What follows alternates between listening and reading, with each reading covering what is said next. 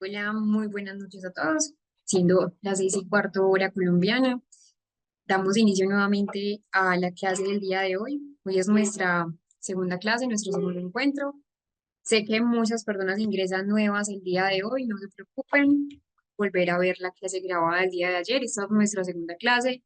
Ayer la clase fue un poco más corta porque tuvimos el ingreso de nuestro coordinador, quien les dio toda la información pertinente del diplomado. Saben que todas las clases son completamente gratuitas, todos los encuentros que nosotros vamos a tener son gratuitos. Lo que es opcional es la parte de la certificación, que es muy, muy, muy importante, y la parte también del material. Voy a revisar por acá, ustedes me están escuchando bien, el audio está bien, creo que también me están visualizando bien. Listo, perfecto. Muchísimas gracias, Luis, por confirmarme el audio y no veo tu nombre, pero dice docente. Vamos entonces a continuar con lo que estábamos hablando el día de ayer. Ayer entonces empezamos a hablar de varios recorridos históricos que ha tenido la psicología cognitiva. Al principio inició como una psicología conductual.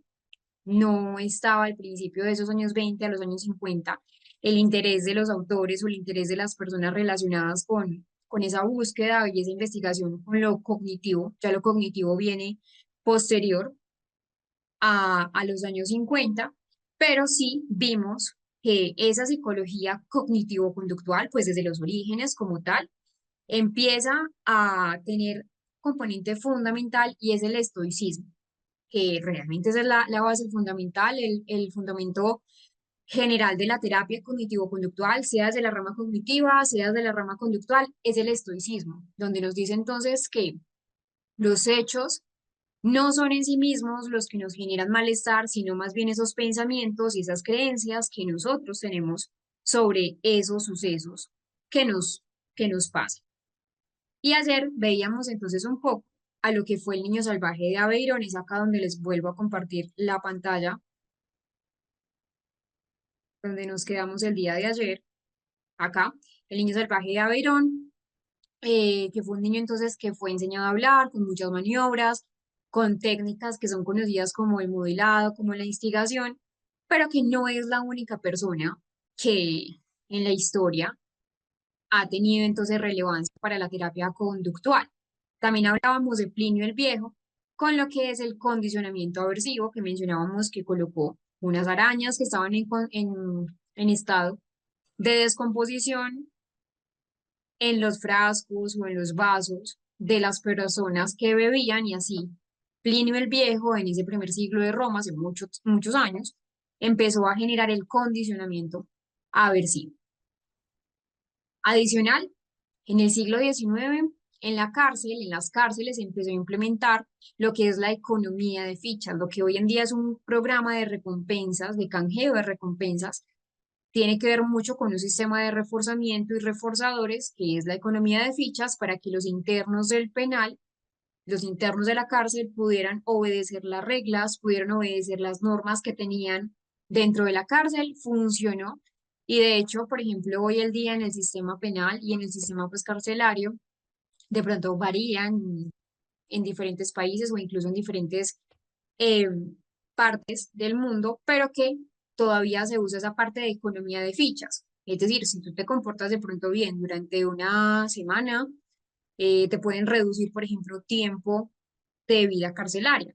Así es como funciona la economía de fichas. Obviamente no es que le pongan así a los penales como si estamos utilizando economía de fichas, no. Creo que incluso pues en muchos ámbitos no se dan cuenta de que se realmente están usando de base una técnica, pero que sí la economía de fichas es funcional dentro de los penales.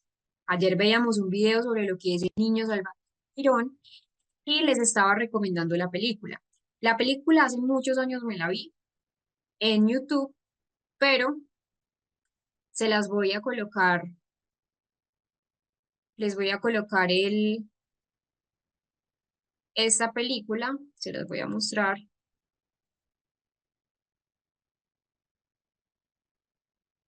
Esta parte se las voy a colocar en el material de estudio. Denme un momento, les comparto el enlace para que puedan ver el material de estudio, pues para que puedan entonces trabajarlo allí, ver la película allí. Creo que es una joya del cine, sobre todo si les gusta la parte de la terapia cognitiva-conductual, específicamente la parte conductual. El niño salvaje de Averón empieza a revolucionar muchísimas técnicas que hoy en día conocemos. Por acá les voy a dejar el enlace en el material de estudio.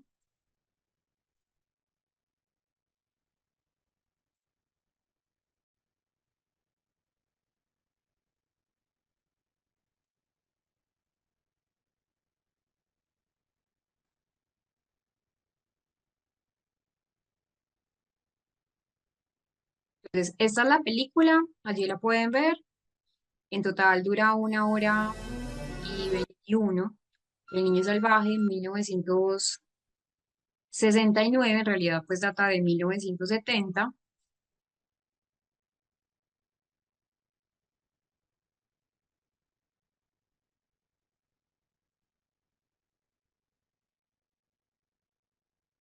Acá les voy a poner película.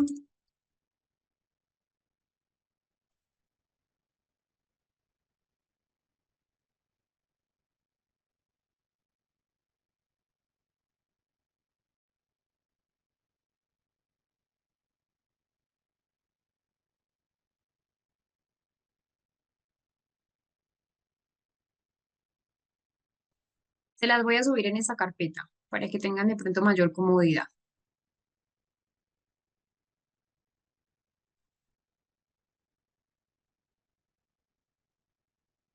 Por ahí les estoy subiendo la película El Pequeño Salvaje, esta que les acabo de mostrar, El Niño Salvaje de Avirón, para que la puedan ver, la puedan disfrutar realmente en francés, pero que la pueden disfrutar pues con una traducción más o menos en español. Recuerden que igual es una película de hace muchos años, de hace mucho tiempo, entonces muy posiblemente tengan dificultades.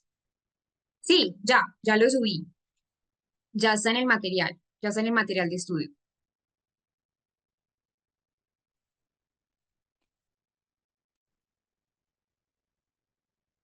Ya pueden ver entonces la película ahí en el material, está en el material de estudio.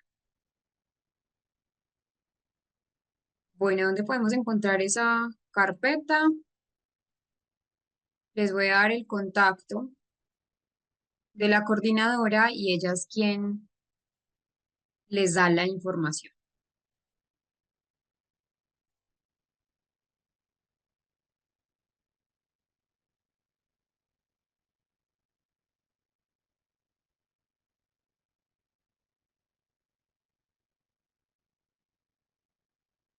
Por acá les estoy dejando nuevamente la información de la coordinadora Paula. Dos números. El primer número, pues realmente los dos números son los que se utilizan, pero siempre recuerden poner el +57, que es el código colombiano.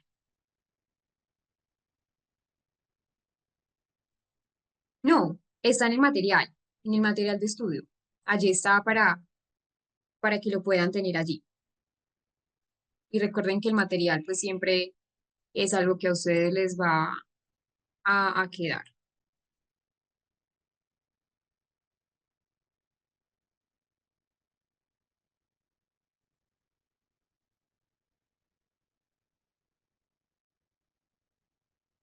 Entonces, esa historia de la terapia cognitivo-conductual está interconectada con lo que es la historia de la psicología. Recuerden entonces pues que la psicología como una disciplina científica empieza a surgir, por eso digo que están interconectadas, relacionadas, y que empieza a surgir como una parte de revolución. Entonces, unos filósofos europeos, de pronto cansados solamente de la filosofía o del componente más desde la reflexión, empiezan a tener una mentalidad mucho más científica, mucho más empírica, y es allí cuando dejan de lado su pensamiento netamente filosófico y ya abordan temas más cruciales para la época, que era la parte de la conducta. Entonces ya acá abandona la psicología un poco perdón, abandonan la psicología y empiezan con la rama de la psicología como una ciencia natural en igualdad de condiciones con otras ciencias. Es decir, que tenga un foco de atención, que tenga entonces una validez científica y que ya empieza a formarse como tal un grupo que sería el estructuralismo. Ya acá empezaron a hacer experimentos que eran psicológicos, era solamente algo experimental, no había algo relacionado con la parte clínica, hasta ese momento no se trabajaba lo clínico, solo era algo experimental con la conducta observable, medible, contrastable, y es acá donde llega esta personaje.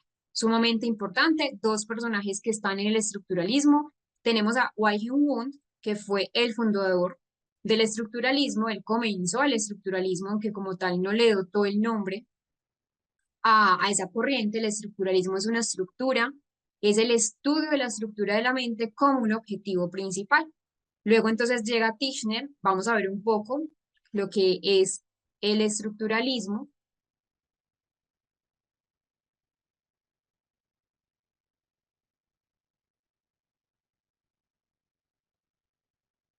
William, el material que comparto, eh, el enlace lo brinda la coordinadora.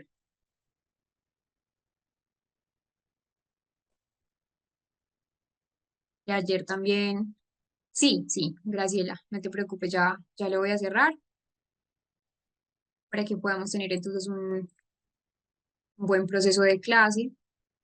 Y ahora vamos entonces a ver una pequeña introducción de lo que sería esa parte del estructuralismo, ahora sí para explicarles un poco.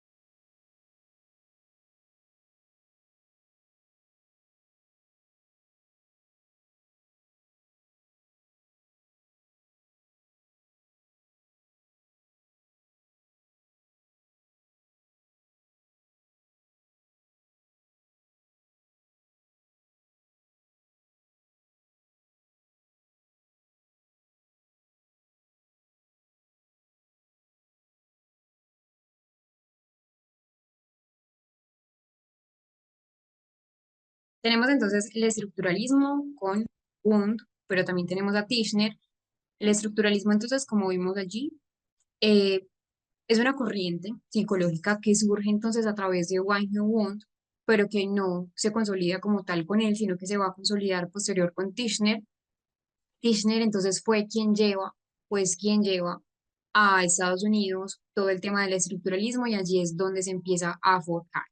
¿Qué pasa con el estructuralismo? El estructuralismo se enfoca en ese estudio de la estructura de la mente, a través igual sigue siendo pues con un método en la introspección, igual estamos hablando de casi 1879 cuando por primera vez Weihenbund empieza a generar o a construir un laboratorio psicológico en Alemania por primera vez en la vida y que igual se enfoca en el estudio de la mente, sí, de pronto no fue el mejor método, igual sabemos que es la época a través de la introspección, pero sí empieza a analizar unos elementos básicos que es la conciencia. Ya entonces empieza a centrar sobre cómo es la estructura de la mente, cómo piensa el ser humano, cuáles son los aspectos centrales, y Wundt, como tal, funda el estructuralismo. No le da el nombre, recordemos que el nombre ya se lo da a Tishner, pero el estructuralismo, y pues que de hecho uno, de pronto para muchos que no saben, es el padre de la psicología experimental y que por eso funda ese primer laboratorio. Eh, aunque su enfoque como tal les mencionaba no se denomina autoestructuralista o autoestructuralismo, ahí empieza a sentar esas bases de la corriente para poder estudiar esa experiencia consciente, para poder descomponer un poco la mente en elementos de pronto un poco más simples, más entendibles, como lo que son las sensaciones, como lo que son las imágenes, como lo que son, por ejemplo, los sentimientos. Entonces, por primera vez allí ya se habla de un método principal de investigación para la época, que fue esa introspección experimental, así le empezaron a llamar, donde los que estaban a cargo y también donde los que hacían parte de las investigaciones empezaban a describir sus experiencias conscientes en respuesta a estímulos que eran controlados. Entonces, la idea con el estructuralismo es que, bueno, en esa época buscaba identificar cuáles son esos componentes básicos de la mente. La idea era comprender cómo se organizaban, cómo se organizaba la mente, cómo se organizaba también los pensamientos para formar de pronto experiencias más complejas. Ya luego llega Tishner, ya consolida el estructuralismo, ya Tishner lo lleva a Estados Unidos y empieza a desarrollarla con mucho más rigor. ¿Por qué es tan importante el estructuralismo? Porque si el estructuralismo, por ejemplo, no hubiese llegado a Estados Unidos, los autores que vamos a ver que son de ese foco territorial, pues no habrían tenido su enfoque. Entonces, empieza Tishner a formalizar la idea de lo que es la conciencia, que la conciencia se podía entender descomponiéndolo en tres elementos básicos, lo que son las sensaciones, lo que son las imágenes y lo que son los sentimientos. Él decía, bueno, los sentimientos son respuestas emocionales. Las sensaciones son experiencias perceptivas y las imágenes son representaciones mentales que nosotros todo el tiempo vamos teniendo. Ya luego empieza con muchos años de diferencia a lo que es el progreso de la terapia conductual. Ya acá entonces llega la revolución de la psicología americana en el siglo XX, donde el principal resultado fueron tres escuelas psicológicas. No nos vamos a detener tanto acá, aunque es una historia realmente muy interesante, que también los invito a leer, pero de acá salen tres escuelas. ¿Cuál es de pronto la que más nos interesa en este momento? El conductismo. Del conductismo, entonces, sale alguien muy importante y realmente, pues, es Watson. Ya vamos a ir allá. Pero resulta que esas tres escuelas tenían un objetivo principal, o dos objetivos principales. El primero era eliminar a las otras, haciendo de la suya un sinónimo de psicología americana, el sinónimo de psicología real. Y la segunda meta era conseguir aportar a la psicología una base científica firme y que fuera sólida. Luego entonces tenemos algo importante y es que para la época, estamos hablando del siglo XX, teníamos un conocimiento muy precario de lo que es el término de salud y sobre todo un término más precario aún de lo que es salud mental para la época. Obviamente en estos tiempos hay mucho más conciencia, todavía necesitamos un poco más de conciencia en algunos territorios, con algunas poblaciones, pero en general para la época era mucho más precario a lo que tenemos hoy en día. Habían cuatro categorías de salud. Lo primero era gente normal, lo pongo entre comillas, era la persona que estaba en contextos cotidianos, incluso lo pongo entre comillas porque hoy en día, desafortunadamente, todavía muchas personas suelen usar, ah, sí, es una persona normal, o ah, sí, es una persona que no está loca, ¿cierto? Y acá me voy entonces al segundo recuadro, gente insana o loca, que eran los que estaban dentro de los manicomios, tampoco se llama ya manicomios, ya se llama instituciones de salud mental, ni sanatorios. Gente enferma era la que estaba en los hospitales y criminales los que estaban en las prisiones. De acá llega entonces esa escuela conductista radical con Watson. Watson entonces es el representante más carismático, más emblemático y de hecho, si alguien, por ejemplo, que le guste lo que es la psicología, así no sea de la corriente cognitivo-conductual, piensa en Watson, inmediatamente piensa en un sinónimo de conducta. Conductista ortodoxo, conductista radical. Gracias a él tenemos más aspectos importantes, por ejemplo, vamos a ver que Watson entonces empieza a dar todo eso, lo que es la conducta observable, medible, cuantificable, que también se puede cambiar. Entonces empieza a hablar directamente desde una influencia del positivismo lógico y del círculo de Viena, de los filósofos que defendían la necesidad de que la psicología fuera una ciencia natural como cualquier otra. Y es acá cuando llegamos al tema 3, esos fundamentos teóricos, fundamentos conceptuales y metodológicos de la terapia cognitivo-conductual. Un tema que es muy relevante. ¿Por qué? Porque de esos fundamentos teóricos, de esas metodologías que vamos a conocer y esos conceptos que vamos a trabajar, se empiezan a vincular todas las técnicas, todos los modelos. Este tema es sumamente fundamental para que podamos comprender cómo aplicar una técnica, de dónde viene una técnica y el por qué. Tenemos unos fundamentos teóricos que siempre vamos a estar ligados con el proceso de aprendizaje. Recuerden que el aprendizaje y terapia cognitivo-conductual son, si podríamos decirlo así, sinónimos, y es que siempre vamos a tener un logro terapéutico a través de ese proceso del aprendizaje, sea a nivel conductual, sea a nivel cognitivo, siempre vamos a mediar el aprendizaje y que empieza entonces a tener un desarrollo de la terapia de conducta. Empieza entonces varios enfoques. El primero es la reflexología, ojo acá, porque la reflexología de aquella época no es la misma de las leyes de la reflexología que hoy en día se tienen en cuenta. Siguen estando pues muy vinculadas con los reflejos, aunque han tenido apartes. También tenemos las leyes del condicionamiento clásico, tenemos el conexionismo que vamos a ver a Thorndike. Thorndike nos da entonces, por ejemplo, los mapas mentales, el conductismo y el neoconductismo, conductismo radical y el neoconductismo donde ya involucran otros aspectos diferentes a solamente la conducta observable. Y tenemos a Skinner, que también se puede considerar neoconductista, pero realmente es más desde lo conductista radical y lo que es lo experimental de la conducta. Acá tenemos lo que les mencionaba. A Chenov no lo vamos a conocer tanto, no lo vamos a ver tan a fondo. Lo que sí quiero rescatar de Chenov es que trabajó, era un médico fisiólogo, entonces se interesó muchísimo por lo que eran los reflejos. Empezó entonces a estudiar desde la psicología, vinculado a la psicología, lo que eran los reflejos, lo que eran el ambiente, la conducta, pero que también esos reflejos mediaban nuestra conducta. ¿Por qué es importante? Porque resulta que Chenov empezó a darle una buena metodología experimental a Pavlov para poder tener todos los condicionamientos, pues el condicionamiento que hoy en día conocemos. Entonces, gracias a él, empezamos a trabajar lo que era la teoría de los reflejos. Vamos a pasar rápidamente a Chenov para pasar a su pupilo, que era Iván Pavlov. Realmente Pavlov es clave para el desarrollo de las teorías de aprendizaje que hoy en día tenemos. El gran aporte pavloniano fue ese condicionamiento clásico, que de hecho también muchos o en muchos libros de literatura no aparece ni siquiera condicionamiento clásico, sino que fue más descrito como condicionamiento pavloniano, un condicionamiento donde tenemos estímulo, respuestas, ya vamos a ver esto.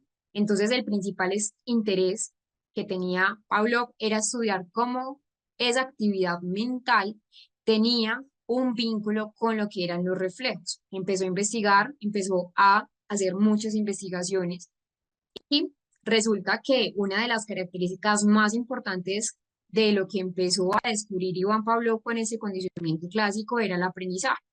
Pues de hecho una de las características, como les menciono, es el tipo de aprendizaje que implica esa respuesta automático o implica unas respuestas reflejas que para el condicionamiento clásico, específicamente para, pues, Pavlov, no eran conductas aprendidas, eran conductas reflejas, completamente involuntarias para el ser humano, que no podíamos controlar. A esto entonces empezó a estudiar, le empieza a denominar condicionamiento clásico. El condicionamiento clásico, básicamente, ya lo vamos a entrar a conocer más a fondo, es la creación de una conexión, de un vínculo entre un estímulo que antes era completamente nuevo, completamente desconocido, y un reflejo que ya estaba existente.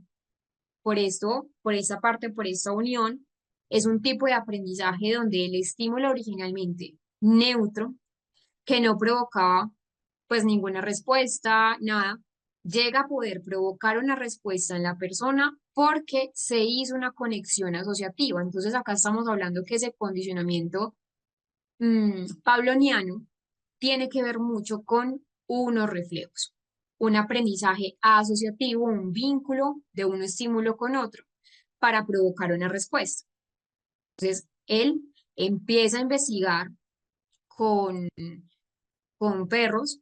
Al principio, las investigaciones pavlonianas eran muy al azar, es decir, él sí quería estudiar los reflejos, pero resulta que de pronto se desvió un poco. Ya les voy a contar un poco la historia. Entonces, las investigaciones de Pavlov son una de las bases científicas que hoy en día nos da clave para entender el comportamiento de los seres humanos y empezó entonces a investigar. Las investigaciones iniciales de Pavlov solamente eran observar el reflejo de salivación de los perros que estaba pues investigando en el laboratorio, entonces ponía alimento en la boca de los perros, a los cuales estaba pues como en ese factor de investigación. Inmediatamente los perros empezaban a segregar saliva que era procedente de unas glándulas. Recuerden que estamos hablando mucho del sistema de reflejos, lo que es la reflexología en esa época. Entonces Pavlov a esa primera investigación eh, le denominó el reflejo de salivación. Ya entre comprobación y comprobación de estas investigaciones, empezó a realizar ese experimento en muchas ocasiones para comprobar realmente que sí fuera cierto, pero empezó a notar algo muy diferente. Él empezó a notar que incluso su propia presencia en el laboratorio ya causaba que el perro, por ejemplo, empezara a segregar saliva, pero el perro no estaba viendo, por ejemplo, ninguna comida estaba presente. Entonces ya él empezó a hacer un análisis y se empezó a dar cuenta de que el perro había aprendido que cuando Pablo entraba al, al laboratorio ya sabía que iba a recibir comida, ya había asociado. Entonces él empezó a notar esto y para poder realmente comprobar si estaba en lo cierto o si estaba completamente equivocado, lo que hizo fue poner un separador entre el perro y la comida, y así de esa forma el perro no podía visualizar la comida. Entonces ya el investigador, que fue, pues era Pablo y los colaboradores, se empezaron a dar cuenta que realmente era no solamente el reflejo de salivación, sino que ya era un reflejo asociativo, un comportamiento asociativo. Más adelante de eso, pues Pablo empezó a aplicar distintos estímulos, estímulos auditivos, estímulos visuales, ya no solo con comida, sino otros estímulos, estímulos que al principio para los animales eran completamente neutros y siempre se los presentaba antes de servirle la comida al perro, siempre, siempre antes. Entonces acá empezó a ver que los resultados indicaban que tras varias aplicaciones, los perros lo que hacían era asociar esos estímulos que ahora eran condicionados. Yo les voy a explicar este método porque de hecho también así podemos analizar con esta parte. Ya se los voy a explicar lo que es el aprendizaje asociativo. Les estoy contando pues como un poco la historia de por qué Pablo llegó allá. Entonces ya los estímulos eran condicionados. Ya se había condicionado la luz, los estímulos auditivos con la comida y a eso ya Pablo no lo llamó, por ejemplo, reflejo de salivación, que era la primera parte de la investigación, sino que ya le empezó a llamar reflejo condicionado. Ese reflejo condicionado que era la salivación que se producía tras una asociación. Vamos entonces a ver un video introductorio para poder explicarles paso a paso este condicionamiento clásico, que de hecho es muy importante que tengamos en cuenta. Vamos a hacer un ejercicio y también un caso clínico de, de cómo podemos ver este condicionamiento clásico explicado en una paciente fóbica.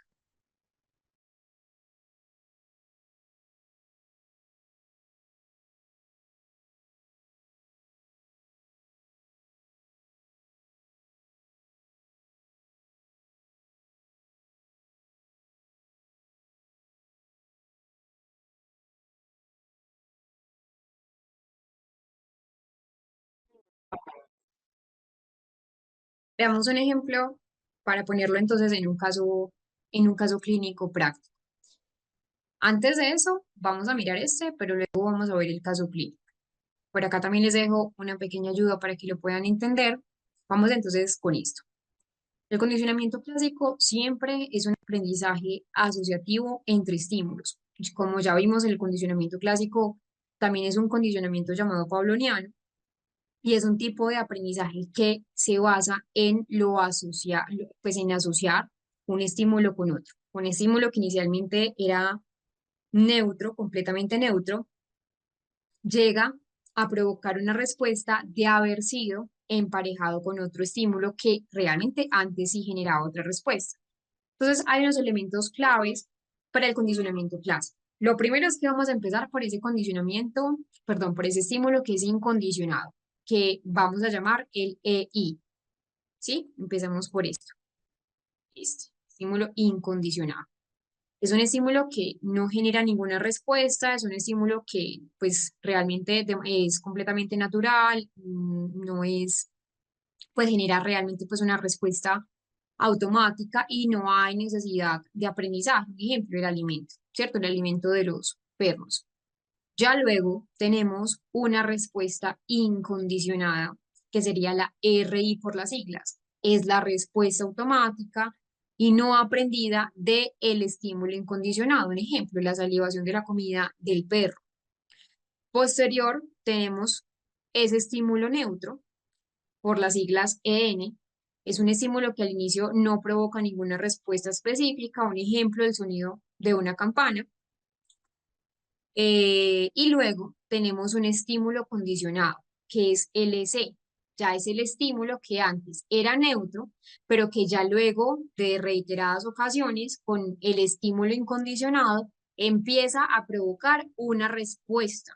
Un ejemplo, la campana después de haber sido asociada con la comida. Siempre haberse presentado con la comida ya se genera un estímulo condicionado, ya es la campana condicionada, que genera una respuesta condicionada que sería la RC.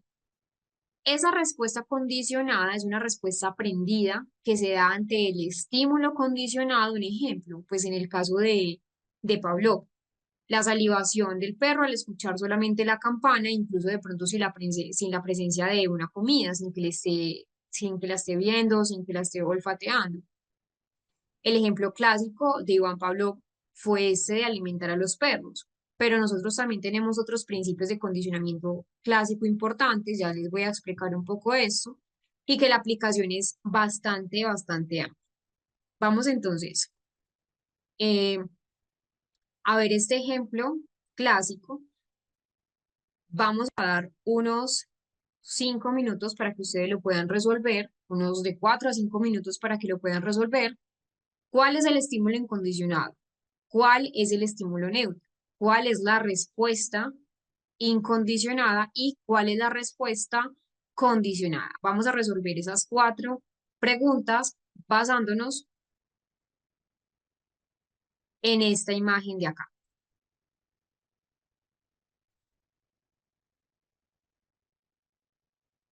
Entonces recuerden, es la imagen y estas 4 preguntas para que lo puedan resolver, unos de 4 a 5 minutos.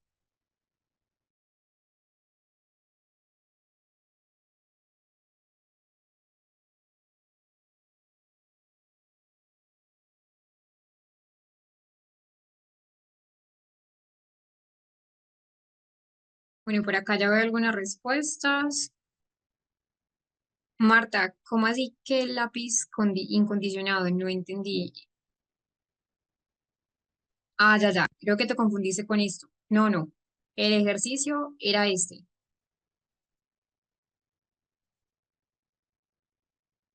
Por acá veo algunas respuestas. Muy bien. Muy bien, Viviana. Muy bien.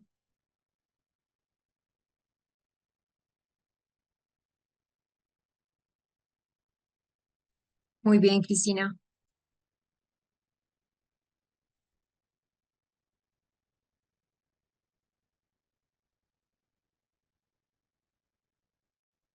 Muy bien.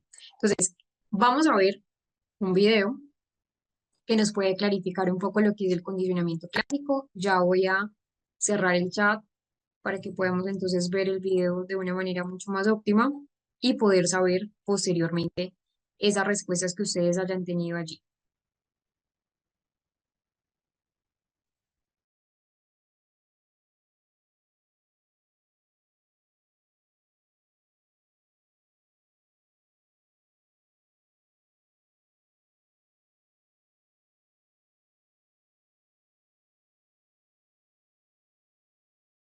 Tenemos entonces las respuestas.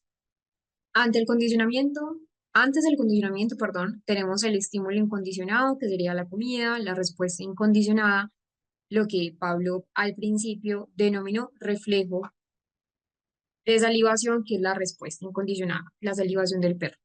Luego tenemos un estímulo neutro, donde no hay ninguna respuesta. Un estímulo neutro, recuerden que pues no genera ninguna respuesta más allá de pronto de que el perro vea la campana, pero no está asociada con nada antes del condicionamiento.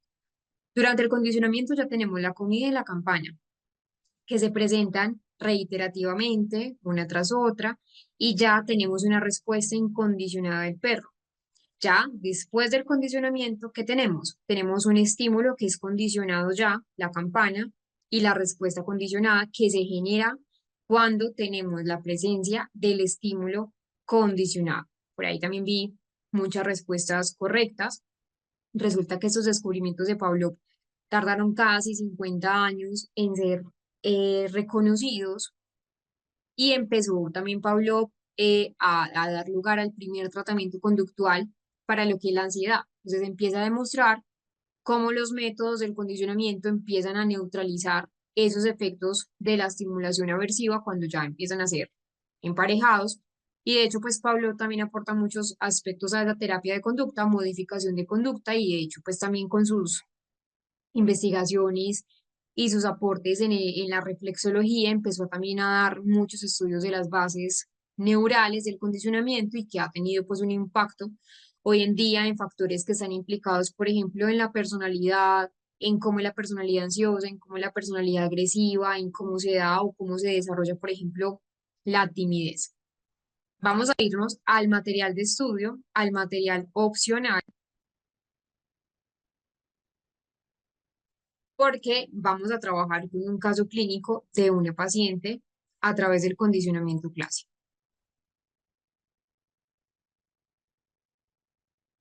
Acá tenemos varias partes. También vamos a ver uno de condicionamiento operante. Por lo pronto veremos este caso clínico desde la psicología cognitivo-conductual, desde el condicionamiento clásico, para que podamos entonces pasar de la teoría a la práctica.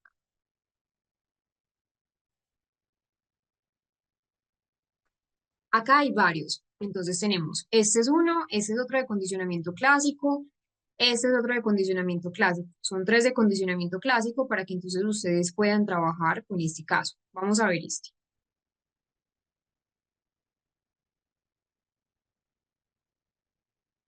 Tenemos el caso de Sofía. Sofía, 30 años al motivo de consulta. ¿Cuál fue el motivo de consulta principal que tenía Sofía? Una ansiedad que era intensa, una evitación de ascensores después de que tuvo un episodio significativo, un episodio que fue traumático para ella.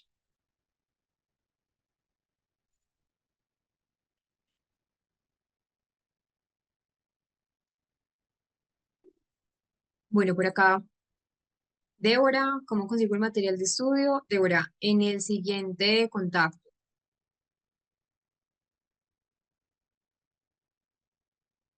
Dame un segundo, te lo muestro.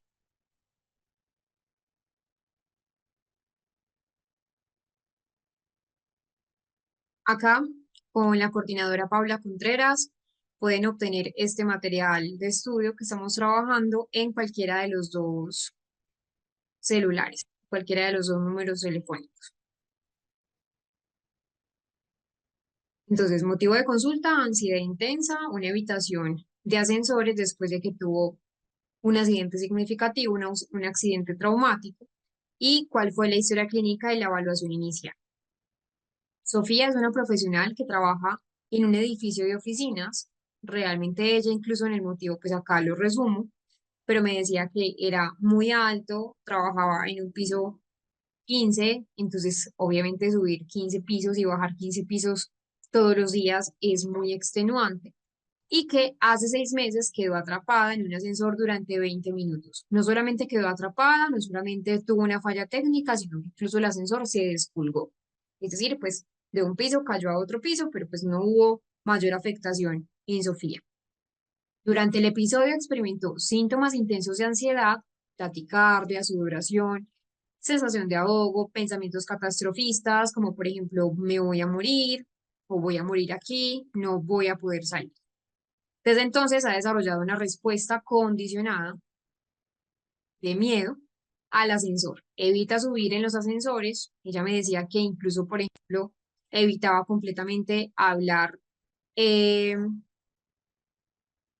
de ascensores, no quería que le hablaran de ascensores. Ella, incluso, por ejemplo, cuando subía las escaleras, evitaba ver el ascensor porque sentía mucho miedo y por eso se iba a las escaleras de servicio, pues las escaleras como de emergencia. Ya era realmente una fobia muy específica. Siempre prefería tomar las escaleras, tanto por ejemplo para el trabajo, pero también tomaba las escaleras en su casa. Entonces era subir, bajar en el trabajo, subir, bajar en la casa. Obviamente el ejercicio físico es fundamental, pero realmente acá no era por ejercicio físico, sino porque era por una fobia específica. Y algo importante es que, por ejemplo, ya Sofía estaba teniendo una dificultad en el trabajo, porque llegaba a su trabajo muy extenuada, llegaba casi una hora antes, pero tenía que subir esos 15 pisos, pues llegaba a trabajar cansada, había sudoración y realmente ya había recibido bastantes llamados de atención por eso. Entonces, incluso cuando esto le generaba un gran esfuerzo físico, la simple idea de entrar en un ascensor le provocaba una ansiedad anticipatoria, muy de las características de pensamiento de la persona ansiosa. Y cuando se acerca a uno, experimenta respuestas fisiológicas automáticas como sudoración, como aceleración del pulso, y ya había manifestado una ansiedad paroxística en diferentes momentos.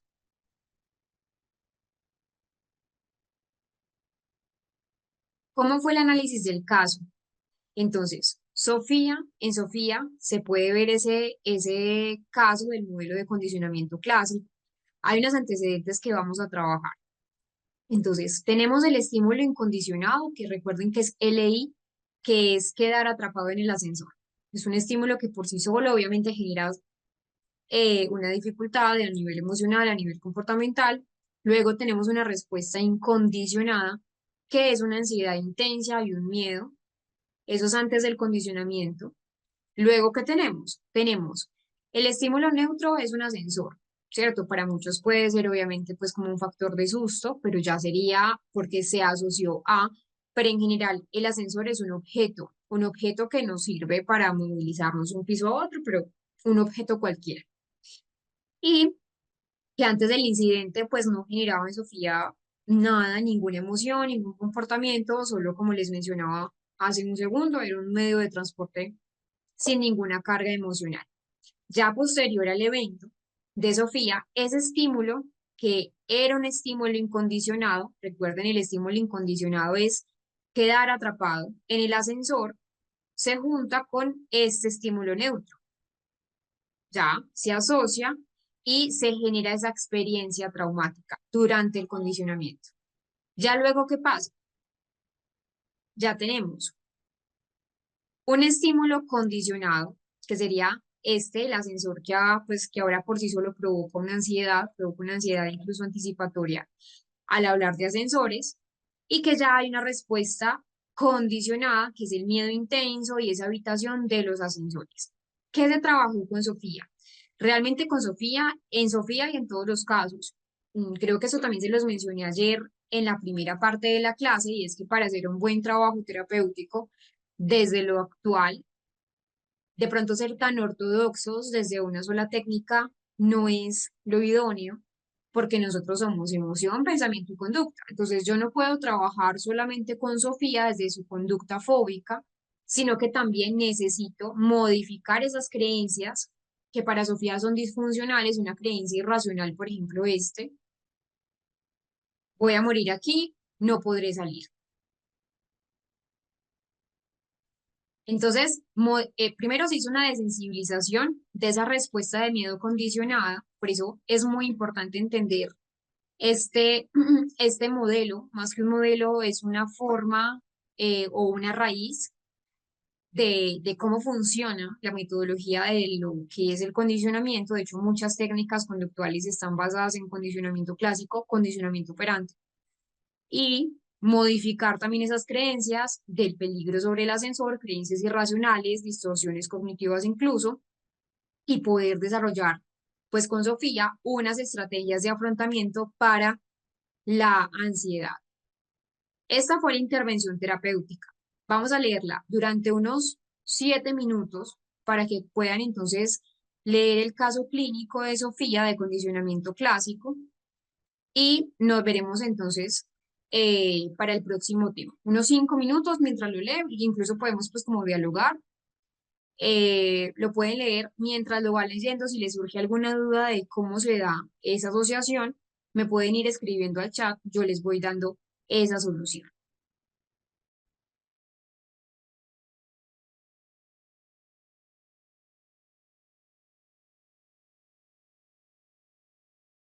Bueno, estábamos entonces en una lectura del caso clínico, de pronto para las personas que estaban preguntando lo que estábamos haciendo, estábamos ahí, estábamos en la actividad individual con el material opcional, pues con el material de estudio, con este de acá, que está acá para las personas que lo estaban preguntando, este caso clínico desde la psicología cognitivo, pues cognitiva, condicionamiento clásico. Por acá hay otro caso también. Entonces, condicionamiento clásico y condicionamiento clásico son tres casos clínicos que ustedes pueden conocer para poder entonces entender un poco lo que es el componente del condicionamiento.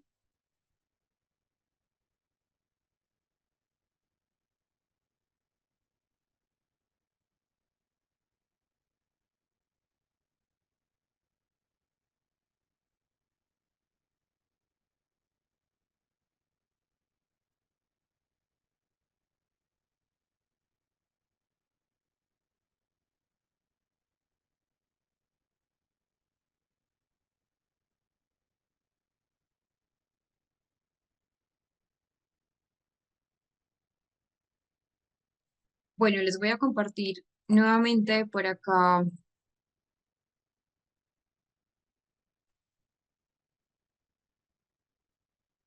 el contacto de la coordinadora Paula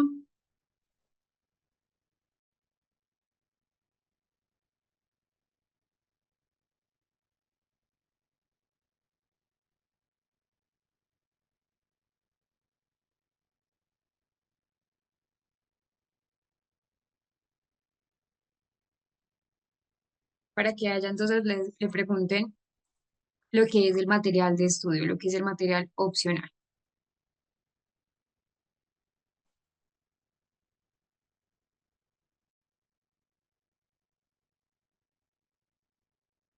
Vamos a hablar un poco de Thorndike con lo que es el conexionismo.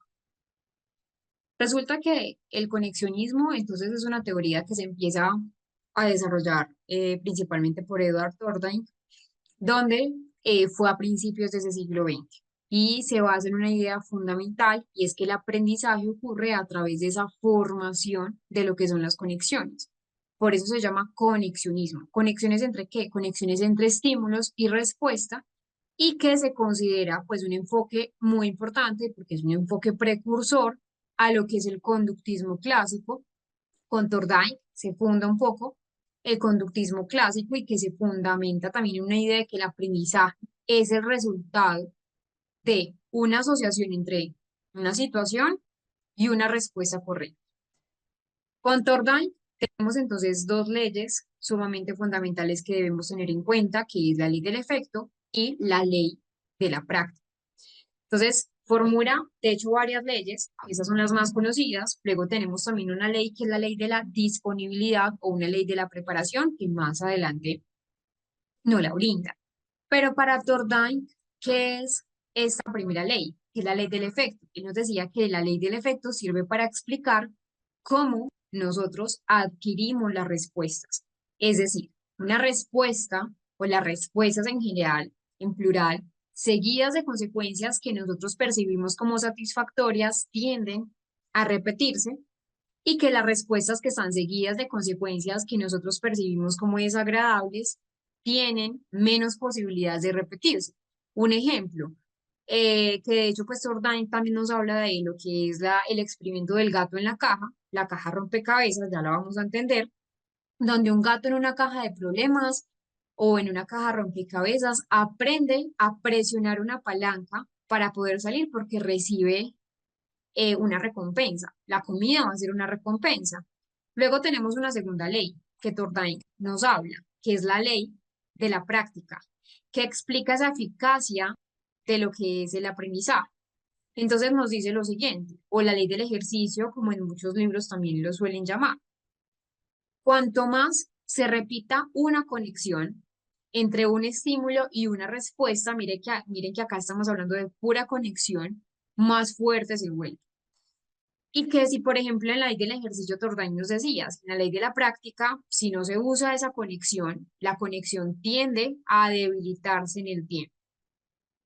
Pero más adelante Tordain nos da entonces una tercera ley, la primera ley del efecto, la segunda ley de la práctica y tenemos una tercera ley que nos llama la ley de la disponibilidad o de la preparación. Es decir, mencionaba Thorndike que el aprendizaje ocurra mejor si el organismo está preparado para poder aprender. Un ejemplo, un estudiante aprende mucho más fácilmente cuando está motivado para poder estudiar. Entonces, acá es lo que yo les mencionaba de las cajas rompecabezas. Thorndike lleva a cabo este experimento, realiza ese experimento solo con gatos, donde los colocaba dentro de la caja que ustedes están viendo, con un mecanismo que tenía palancas, y que las palancas era lo que les permitía a los gatos poder salir. Entonces Thorndike empezó a observar que al principio los gatos intentaban muchas acciones al azar para poder salir de la caja, pero que con la repetición, ahí es donde entonces aplicamos la ley de la práctica, que con la repetición eh, los gatos aprendían a presionar la palanca de manera mucho más rápida y podían salir más fácil.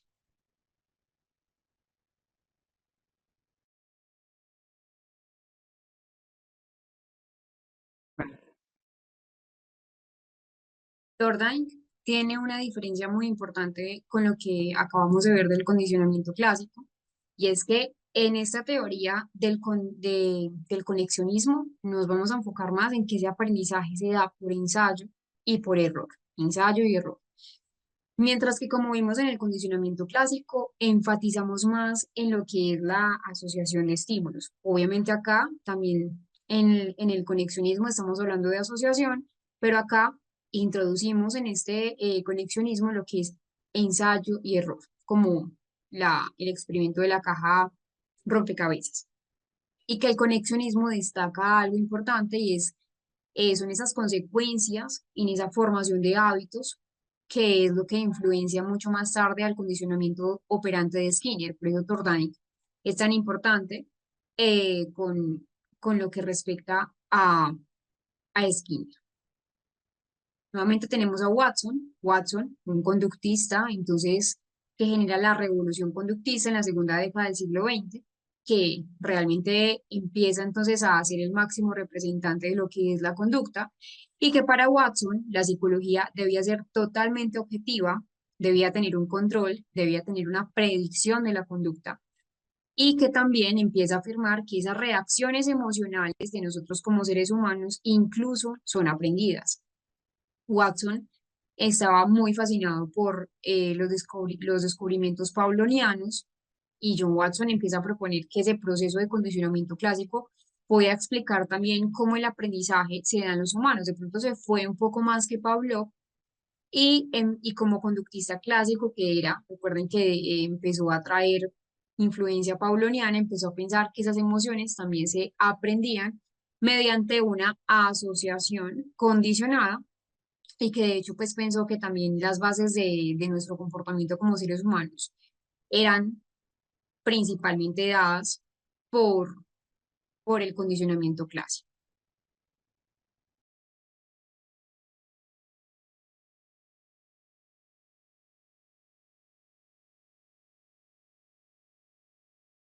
Bueno, como hoy sí es una clase regular, vamos a tener nuestro descanso. Por acá voy a dejar la información que ya hemos entonces mencionado en ocasiones. Vamos a ir al receso y volvemos dentro de unos minutos.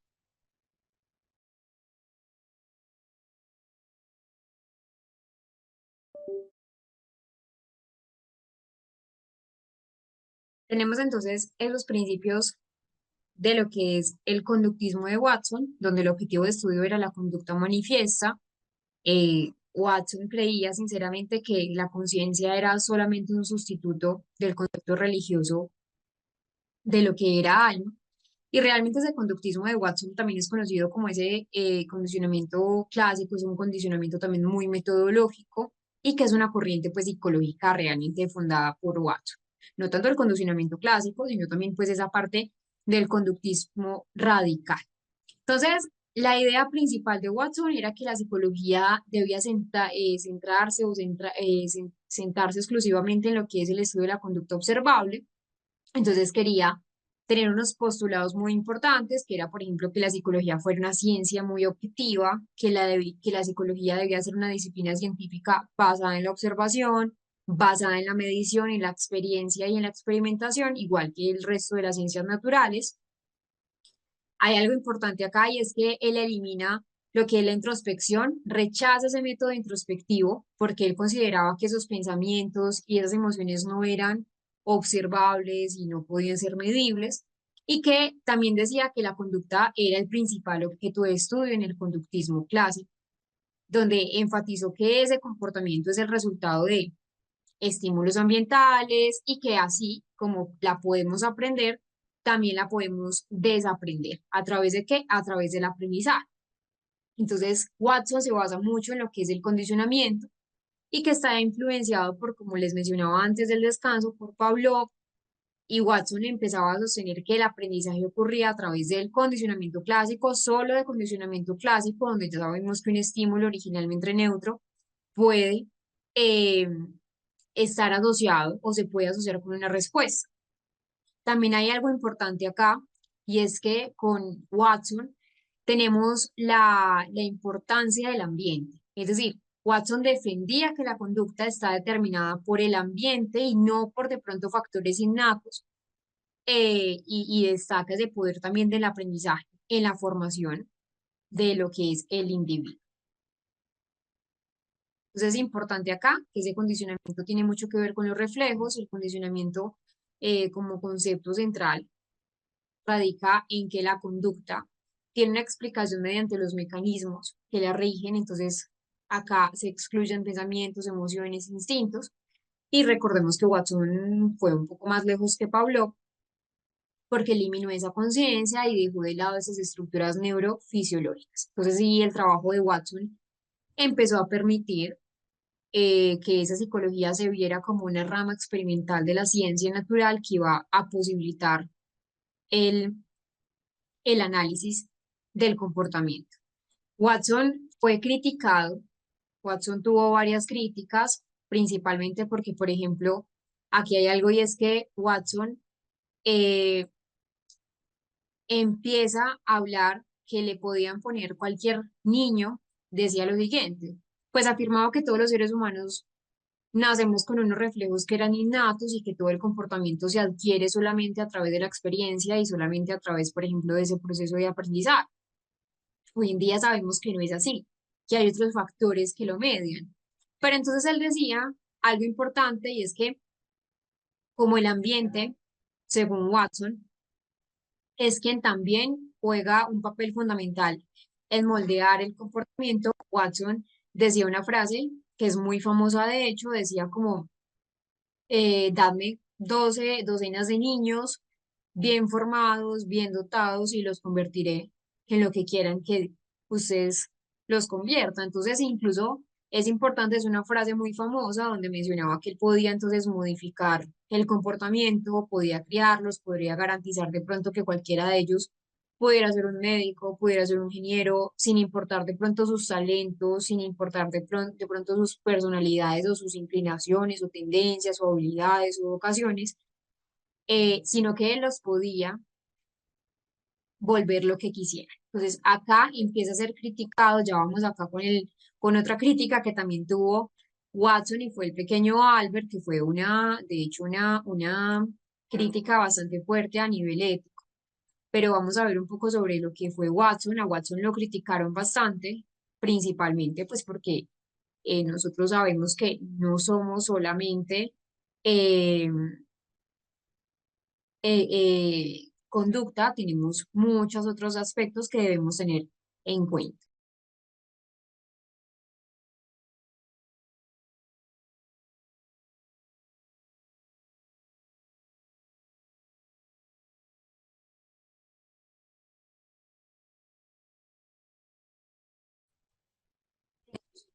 Un segundo.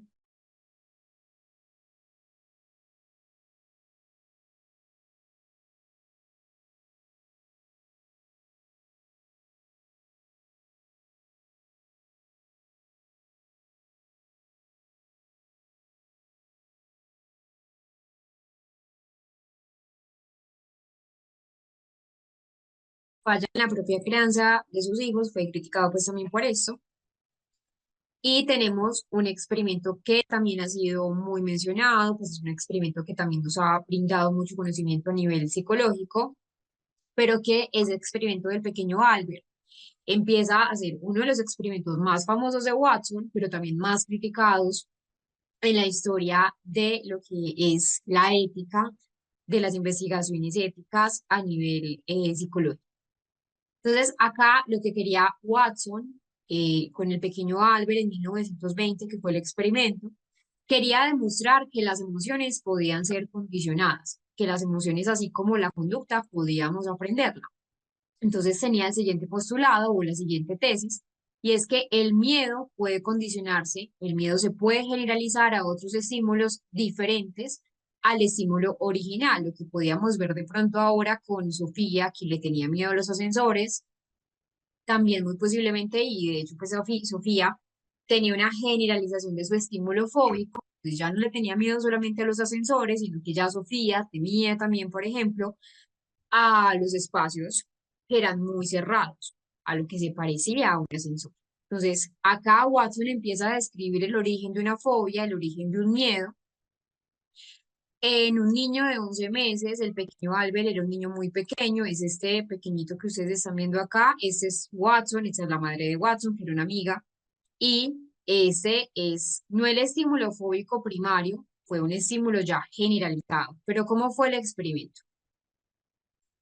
Fueron 7 ensayos los que Watson empezó a realizar. El objetivo, recuerden que siempre era demostrar que el miedo, que la fobia era un estímulo que se podía aprender, era un estímulo que podíamos condicionar. Entonces le mostró a un bebé, a Albert, un ratón, que al principio para el bebé el ratón era simplemente un estímulo neutro. En un principio el niño no le tenía miedo a la rata, el niño simplemente pues lo veía. Ya luego Watson empezó a emparejar durante 7 veces la presencia del ratón con un fuerte ruido metálico. Ese ruido metálico ya sería el estímulo incondicionado que iba a provocar la respuesta de miedo en el pequeño Albert. Eso lo hizo muchas veces, ya después de varias repeticiones, Albert, el niño, comenzó a temer al ratoncito, incluso sin el ruido. Ya el ruido se había retirado y ya con solo la presencia del ratón el niño ya tenía miedo. Recuerden que al principio la rata, pues al niño no le generaba nada, es decir, era un estímulo neutro. Luego se generó con un estímulo aversivo y empezó entonces el niño a mostrar miedo a otros objetos, a otros pues animales similares, como conejos, como abrigos de piel. A este fenómeno se le llama la generalización del estímulo fóbico. Algo que entonces se va a parecer mucho al estímulo fóbico empieza a ser generalizable, algo que tiene semejanza. Hay algo importante acá que debemos tener muy presente y es la diferencia que hay con Pavlov. Entonces, aunque Watson sí se basa en ese condicionamiento clásico, lo aplicó a la psicología humana y ese estudio del comportamiento emocional, pues hay una diferencia, ¿cierto? Con Pablo, porque Pablo solamente lo hizo a nivel de investigación con animales. Ya por eso decimos que Watson se fue un poco más allá que Pablo pero también vemos que acá hay una diferencia con ese conexionismo de Tordain. ¿Por qué? Porque Watson acá rechaza la idea de lo que es el ensayo y el error y se va a enfocar más en esa relación directa entre respuesta y estímulo, estímulo y respuesta. Y si aquí me estoy adelantando pues como al tema, pero si lo vemos con una diferencia del conductismo de Skinner, Skinner es mucho más adelante en el tiempo. Skinner empieza a desarrollar ese conductismo más radical, donde ya está incluido ese condicionamiento operante basado en castigos, basado en reforzadores positivos negativos, mientras que Watson solo se centra en ese aprendizaje por asociación de estímulos, lo que nosotros conocemos como el factor de condicionamiento clásico. Como les mencioné, este es el pequeño Albert. Hoy en día es un experimento que nos ha dado pues mucha luz para para poder entender el comportamiento, para saber realmente que en un estímulo fóbico se va a generalizar, pero lastimosamente a nivel ético pues ha tenido sus críticas. Vamos entonces a ver un video de lo que es un video real, es un video muy valioso creo yo, de lo que es el experimento del pequeño Albert. Ahí van a ver entonces a Watson, a la mamá del niño, que era una amiga de Watson, y al pequeño Albert.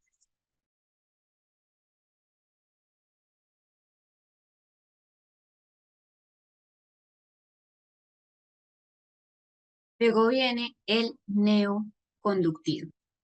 Entonces, con el neoconductismo es una mirada un poco mucho más fresca de lo que era el conductismo de Watson, que era bastante radical.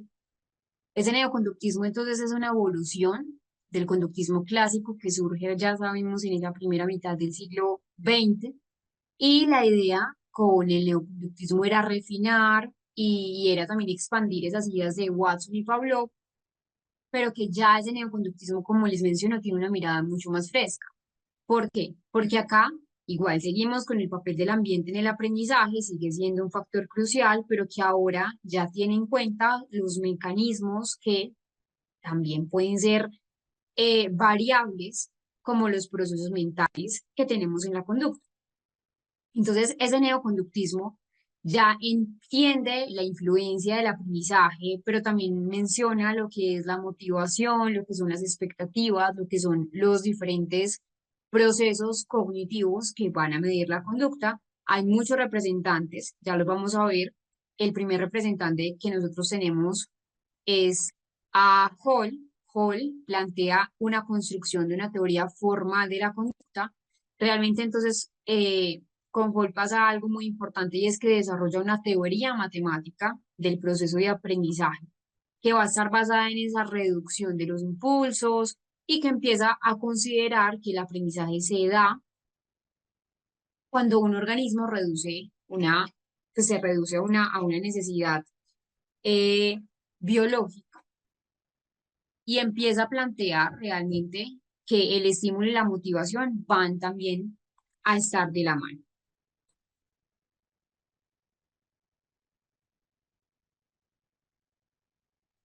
Luego tenemos a Tolman con unas ideas muy revolucionarias. Seguimos hablando de un ambientalismo, un mecanicismo, el condicionamiento.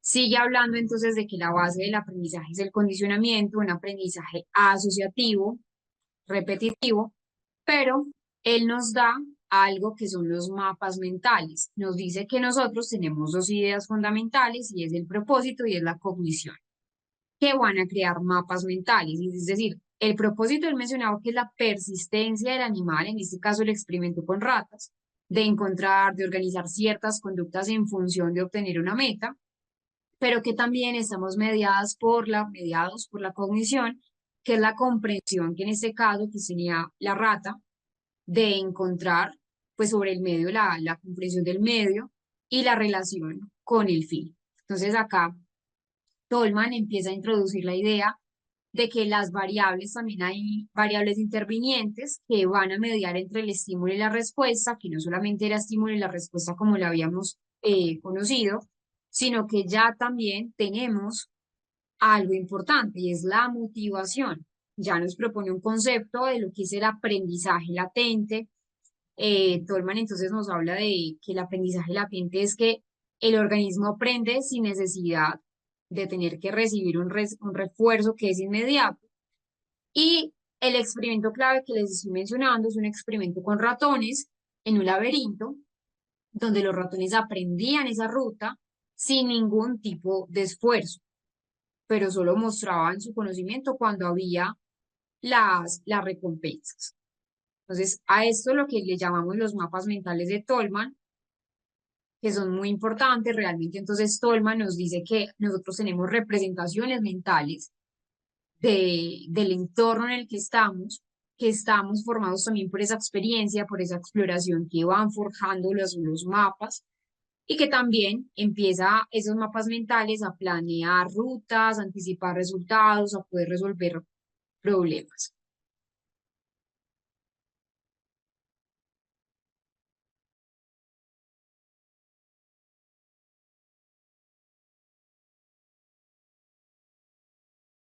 Vamos a dejar hasta acá, que hay aviso de tormenta eléctrica. Mañana vamos a seguir con esa parte de Turbine, vamos muy bien de tiempo. Y recuerden la parte del material de estudio. Espero que estén muy bien, que puedan descansar mucho y nos veremos nuevamente mañana. Chao.